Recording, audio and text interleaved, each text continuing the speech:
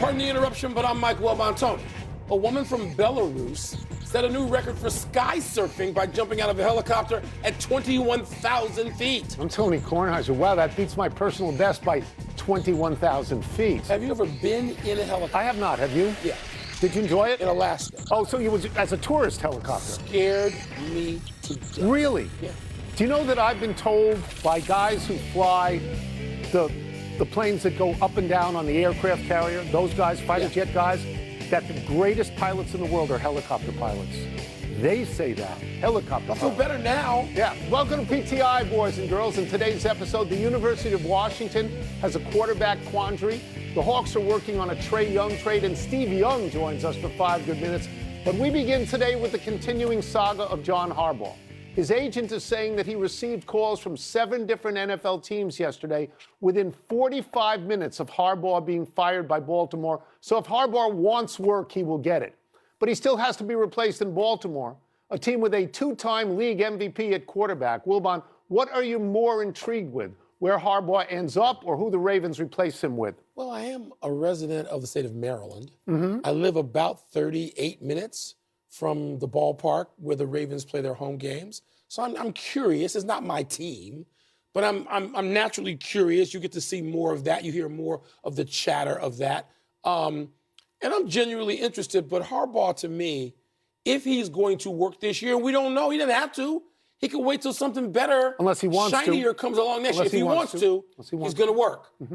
And Atlanta seems to me, as I mentioned yesterday, and hadn't changed since yesterday, the place where you have a great running back in Bijan Robinson. You have a serviceable quarterback at least. Very competent. If not more so, very competent. Even a backup. A young backup. You've got a lot of things in place there if Harbaugh wants to do that. But the Ravens, Tony, you got a 2-time MVP in Lamar Jackson. There seems to be, I hate to say this, some underachieving there if you compare him to his peers and the number of playoff games that they have won, even Josh Allen.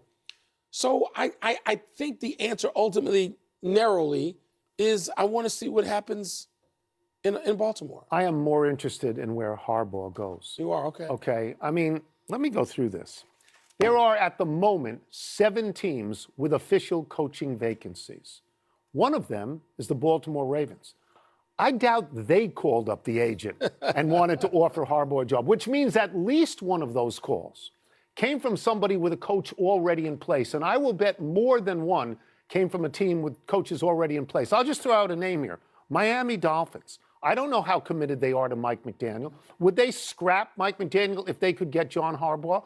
Would Dan Quinn stay in Washington if Washington could get John Harbaugh? Let me go to Green Bay. If Green Bay loses the first round of the playoff games to your Bears, will Matt LaFleur stay there if John Harbaugh is available? I know Todd Bowles says he's back in Tampa Bay. How secure do I feel that Todd Bowles is? Right. The thing about Baltimore is I think whoever they bring in, I'll get out of here quickly, they've got to run it by Lamar Jackson, because it does seem to both of us that Lamar Jackson wasn't 100% tied to John Harbaugh. He may not be good in the playoffs, but he's great in the regular season. You've got to run it by him. And by the way, whoever gets that job, you got to win quickly.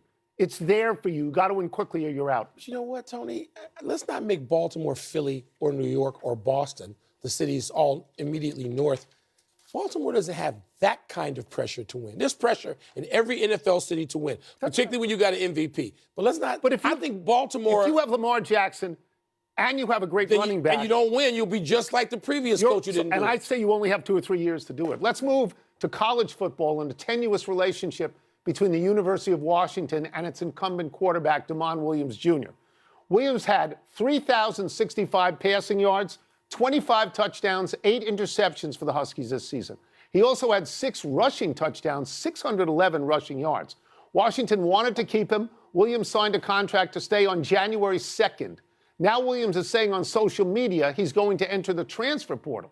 Washington is furious, and Yahoo says it plans to present evidence of tampering to the Big Ten to enforce Williams' contract. Wilbon, what should happen between Washington and Damon Williams Jr.? I have no idea. I've read it over and over and over.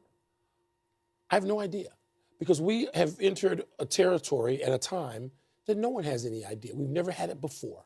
And I know you can put all the lawyers in the room, and they will all get in a room sometime soon. Sure. And they'll try to sort it out. And maybe they'll sort it out, but maybe they won't. my first instinct, my God, we live in the shadow of more lawyers, you and I, than any place on earth. My inclination is to say, you just signed a damn contract, kid. You got to live with this. And somebody must have represented him. I don't know that he went out there and did a wild card. And even if he did, he's older than 18. He's older than 21.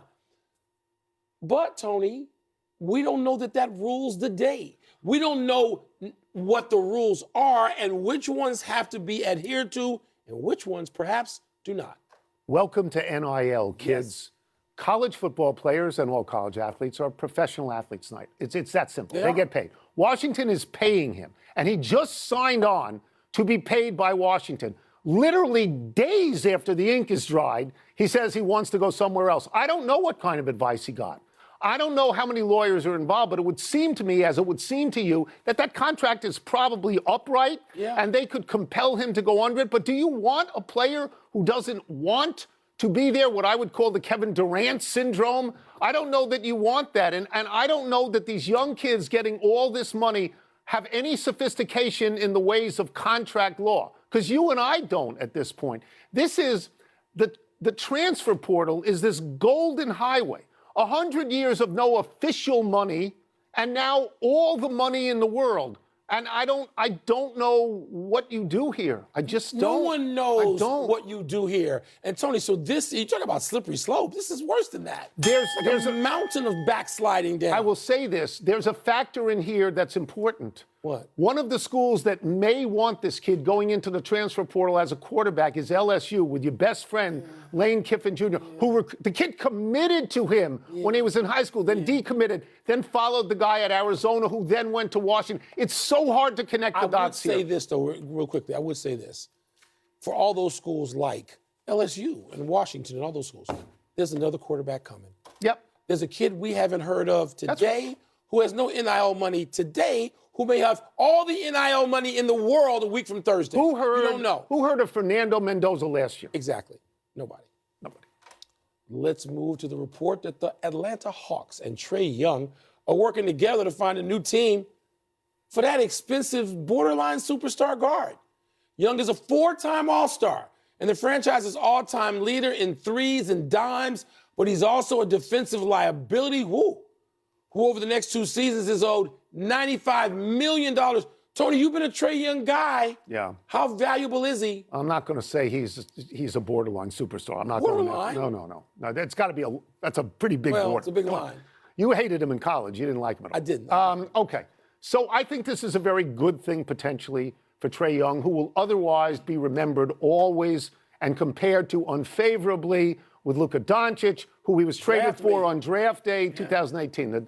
The Mavericks drafted with the 3rd pick, they drafted Trae Young. With the 5th pick, Atlanta drafted Luka Doncic. They were swapped. And with all of Trae Young's accomplishments, and he led the league in assists last year. He ain't Luka Doncic. And even Nico Harrison would not trade Luka Doncic for Trae Young right now.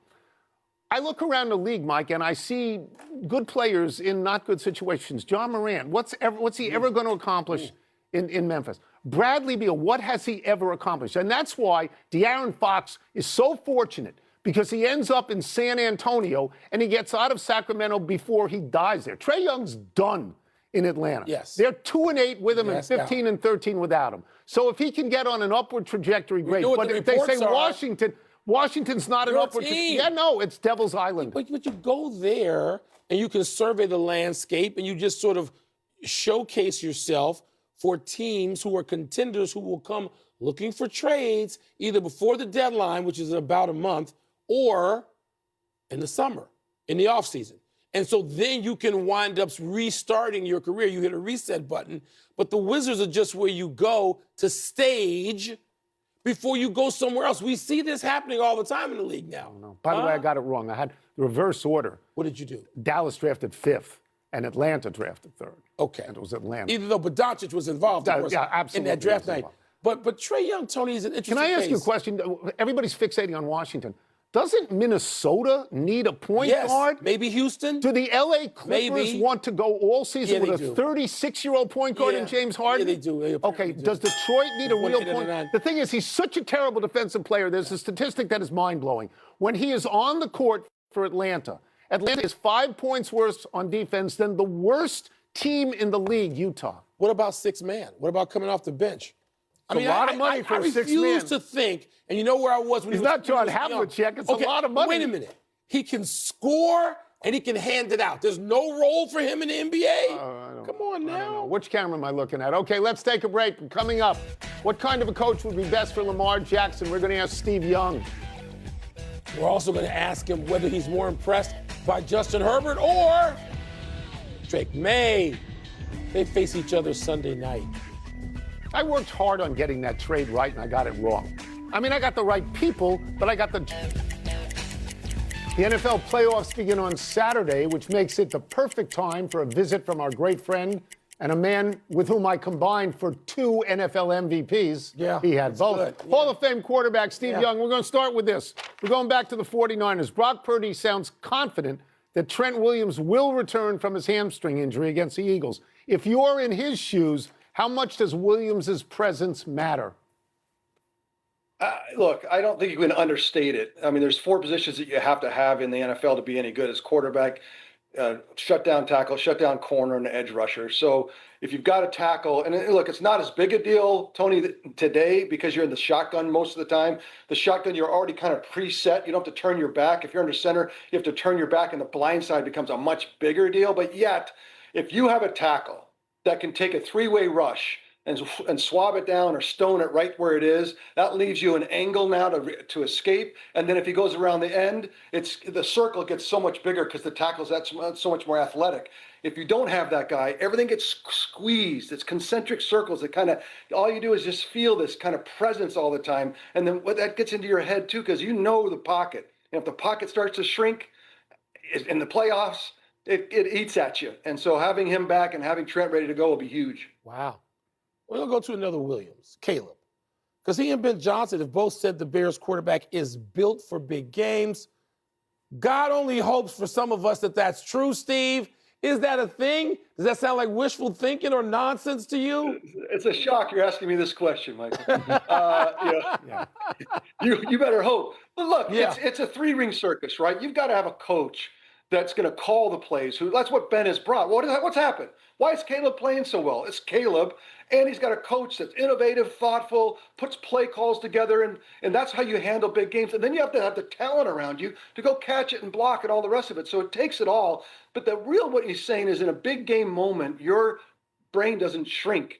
Great quarterbacks, the bigger the game, the more it kind of expands, the more presence you get. And that's what he's saying about Caleb. And what you can't have anymore is a 42-38 game in Chicago. Like, you got to play defense. Like, you love 38, but the 42, that's not going to work. Yeah, we've given up a few 42s when we get out in the Bay Area. Justin Herbert and the Chargers are going to face Drake May and the Patriots Sunday night, which you know. Which quarterback has impressed you most so far? Well, I mean, the surprise obviously is Drake. I mean, it's really he's the MVP. I mean, obviously Matthew Stafford as well, but he's a kid that however you want to cut it, he's that guy. But because he's new and because no one really knew him as well as nationally, it's a little bit of a surprise. And so I think this is a huge game for him because it's his kind of coming out. Look, I know I'm overstating it, but it's a big deal because I think he's that good. The problem with Justin, you know how much I love Justin Herbert. The idea that he is still in a run-first offense makes me crazy. Like he is he's as good as anybody. But I want to see the full measure of Justin. And now he's got his legs going. He's running for 80 yards a game. If he can stay healthy, I love him. But this is what I love the playoffs is the best quarterbacks show up. We will get you out of here on this. Lamar Jackson, speaking of best quarterbacks, regular season, he's one of the best quarterbacks. He's suddenly in need of a new head coach. If that was you, what would you want? I think I just talked about it. Like, remember, I've told you many times, the OGs of the new rules, innovative offensive minds, Sean Payton, Sean McVay, Kyle Shanahan, and Andy Reid. And you look at their tree of coaches. They're now infiltrated throughout the league because all those 4 gave everything they had to their assistants. So the fruit of those trees are all over the NFL. And so if you're being one of those teams that's going to ignore that trend, you're at your own peril. Look at the playoffs today. Everybody is running by an offense that's doing that. So bring that to Baltimore. They tried to transition. John tried to do it with Lamar to give him more exposure to a sophisticated pass game. They got further along, but let's go full in to see if we can find out the full measure of Lamar Jackson. Like, come on. I think he can be that great if he can stay healthy, but please hire a head coach that's going to bring that innovative mind to the offense and a sophisticated passing game. But look, like Chicago, you better play some defense too, so figure that part out. But, in Chicago, Michael, they're like, bro, this is Chicago at the end of the day. This is Baltimore. We got to play some defense. All right, but let me follow up and ask you this. Please hire an offensive mind. That guy, you're describing Bill Walsh. Doesn't it make you jealous or crazy that all these people, it's all derivative, all they're doing is what Bill brought to the league 50 years ago? But remember, don't forget, Michael, and I don't want to run out of time, but he packaged everything he knew up. I was there when he was filming, and he was trying to, he would tape everything, and I thought he was building it for a museum, a Bill Walsh museum. But I said, what are you doing taping yourself, going into the locker room, going out to practice? He goes, I'm building a repository of everything that I know at the height of my career because I'm going to hand it to my minority assistant coaches who are not getting head coaching jobs. And with this repository of everything that I know, I'm 3 generations ahead of everybody, they're going to go get those jobs. And he handed it to them. He handed it to Mike Holmgren. He handed it to Mike Shanahan. He handed it to everybody. And then on the way out, he said, I'll see you in the championship game. That's insane. I said, Mike, Bill, they're going to come back and compete against us. He goes, that's what I want. That's how I sharpen my saw. That's how I get better. Think about that for a second. And now the NFL should be called the Bill Walsh League. At this point, it really is him. This is so nice. That's such a good tribute. It is. Thank you so much for being on. Thank you, Steve. Appreciate it. Hey, boys. Happy New Year. Let's take you two. Let's take one last break still to come. Is it time for Matt Nagy to get another head coaching job? You want to make me angrier? I knew you would not like that. And how excited should we get for tonight's game between the Lakers and Spurs? Bill Walsh. Yeah. None of these people is Bill Walsh. Right. None of them. That's right. All of them together. Oh, I don't know about that. All right, well, then they'd be half Bill Walsh. Come on now. Together. Come on now. Mean, yes. You were there. Walsh. I know.